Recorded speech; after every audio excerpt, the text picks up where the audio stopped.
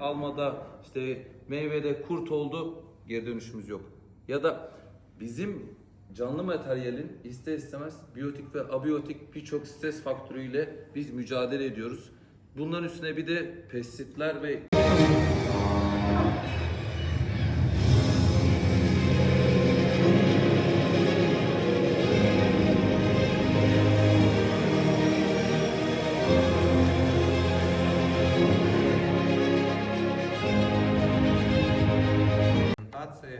У нас на сегодняшний день 270 тысяч гектар земли, из которых 260. Burada iştirak edersiniz.